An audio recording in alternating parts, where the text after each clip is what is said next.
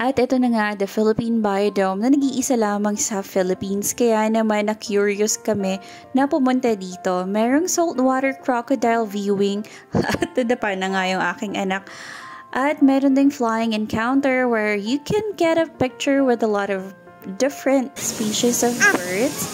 At ang daming iba't ibang klase ng halaman. At tingnan nyo naman ang itsura ko, nangangatog ang mga buto ko dito. Ang dami nyo makikita sa loob ng The Biodome na iba't ibang klase ng halaman. At syempre, hindi mawawala ang Aurora Borealis na kanilang ipinagmamalaki na makikita nyo for 15 minutes.